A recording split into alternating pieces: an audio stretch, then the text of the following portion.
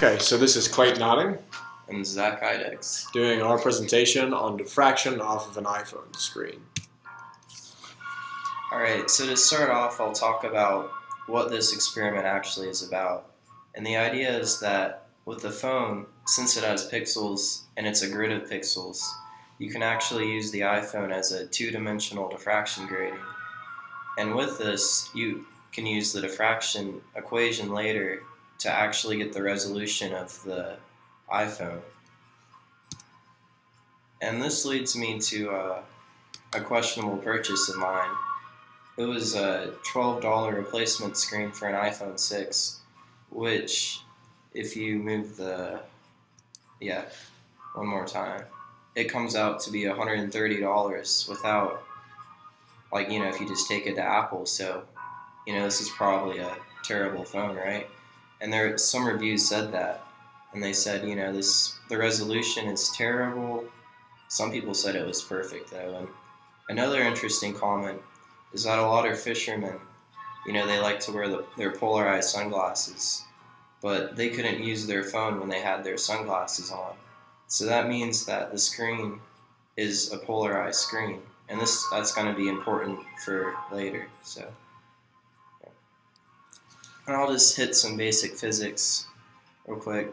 So just the basic idea of interference is that when two waves hit each other they're pretty much superposing with each other. So if they're both in phase and they have the same amplitude and frequency, you're going to get constructive interference completely. And then if they're out of phase, you just destructive interference. And then another important physics idea is Huygens principle, which is that you can treat a wavefront as a ton of point spherical wavelets. And so that's how two-slit interference is modeled, if you remember a few labs ago. But a diffraction grating is actually double slit with infinite slits.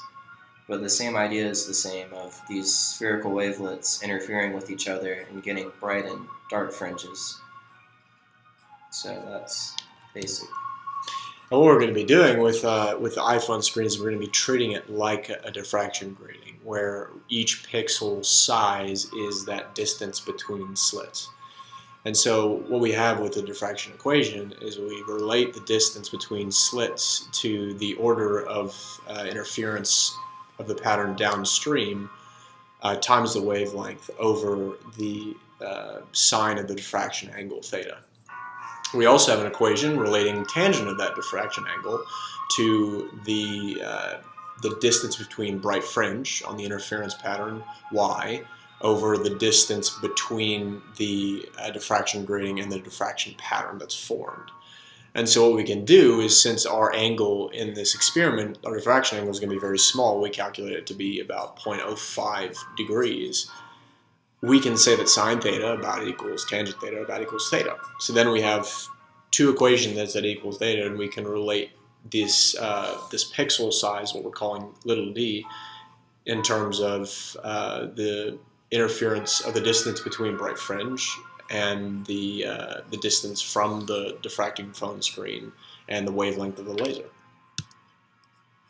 So the apparatus that we used is we used the helium neon lasers in the lab, which of course are at the wavelength 632.8 nanometers, and we reflect that beam off at a 45-degree angle off of an iPhone in a 3D printer holder. And downstream, at varying distances, we shine that interference pattern on a sheet of paper with an exact measurement of a centimeter on it, which we're going to come to that subject later. Then we take a picture of that interference pattern at a specified distance behind it, which we're later going to use to calibrate the measurements of the distances between bright spots on the interference pattern.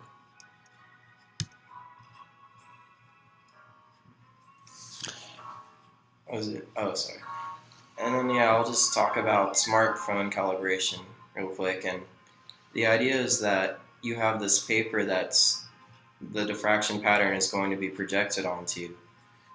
And then if you have a ruler with a certain like 1 centimeter on it, then you can take a picture of that from behind and know what the actual distance is between bright fringes. And that's the whole idea of calibrating it with this ruler paper. The 3D print design that we used just ended up turning out to be a glorified iPhone holder, because we had originally planned for a smaller experiment. One other purpose it did serve was the actual clip that holds the iPhone is printed at an exact 45-degree angle to the 90-degree body of the print itself. So we were able to use the table screws in the optics lab to pretty much get the iPhone at exactly a 45-degree angle, which is going to be important later in order to get really accurate measurements. And for the design of the experiment, when we're taking the diffraction pattern, we want to take it at different distances so we can get an error. So for the iPhone 3G, we take a picture every 10 centimeters from 50 centimeters to 200, and that'll give a really good value. And all of the iPhone 3G diffraction patterns turned out beautifully. And if you'll note too that there's that bright dot right to the bottom left of the center of the middle dot, and that's from the laser reflecting off of the glass before it actually gets into the pixels. But the iPhone 6, as you can see, has a pretty awful diffraction grating, and it was actually much fainter than the iPhone 3G. And the reason for this is, as I said earlier, the glass is polarized, and also all of the lasers in the lab have polarized light, so very little light can actually get through the phone screen glass. And for that reason, I could only get the vertical direction, and I took that every 20 centimeters from 100 centimeters to 200 centimeters. For the data analysis of the experiment, we used the equation that we referenced earlier, comparing the pixel size to y over d. And we plugged that into Python to plot the data where the distance from the screen to the measuring screen for the diffraction pattern is plotted as the x values, and the y values are the distance between bright spots on the diffraction pattern itself.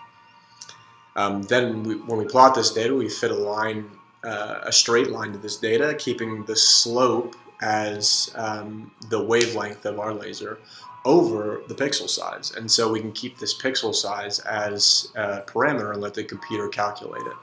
And so that's exactly what we did. And then later we can use these values calculated, these values for the pixel size in the horizontal and vertical directions, and plug them into this lower equation here for pixels per inch. Because pixels per inch is actually measured along the diagonal of the pixel, and so what we'll need to do is use the Pythagorean theorem to be able to find that diagonal, since we're measuring pixel size in vertical and horizontal directions. Yeah, and for sources of error, by far the biggest source of error was actually getting it right to measure the distance between bright fringes on the computer.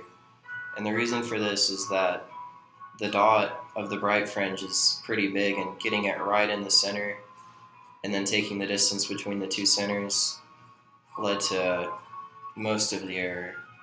All of the other errors, like maybe the ruler, we didn't get it the right distance behind the paper, or our incident angle was slightly off, or the picture being slightly off. All of those did not really contribute to the actual error. And one thing I do want to mention about this first source of error was the fact that if you tracing method that we use on the computer actually has a specific size dot, to where if you moved it to the right or the left, like within the range of like 15 pixels, it looked like it was in the same spot, really. So that creates another source of error for us that we're gonna use later for our calculation of pixels per inch.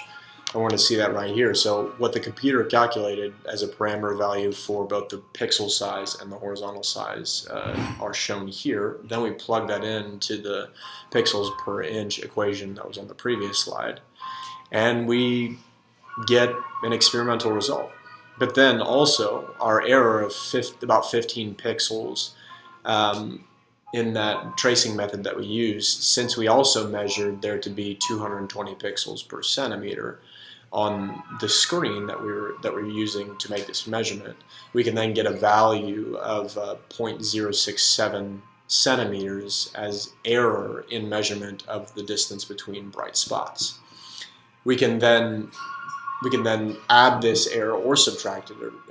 Both ways will produce the same result from the whole array of bright spot measurements that we took, and then plug them into the diffraction equation that we related earlier, and we can get an array of error in measurement of the pixel size. Take the average of this, and we got an average error, which then we can plug into the pixels per inch equation, and that's what we have here. This plus or minus value is 15.5 pixels per inch that we get from that 15 pixel difference error that we talked about earlier. And so what we find, if you go and do a quick search on the internet, the actual resolution of an iPhone 3G is 163 pixels per inch. And so that fits into our error of our calculations. So it turns out we did a pretty good job. Yeah.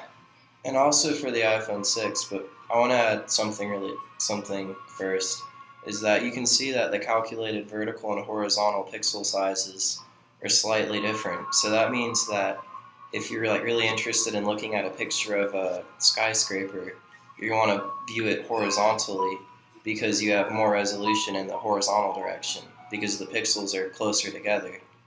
So that's a neat insight. But also in terms of the iPhone 6, it was actually a good buy because the experimental vertical resolution is very well within the area of the actual vertical resolution. But I can't say it was actually a good purchase because when I installed it, I had this terrible blue tinge in the bottom half of my screen. So the resolution's good, but it just wasn't worth it. And that concludes the presentation on iPhone diffraction. I just remember that.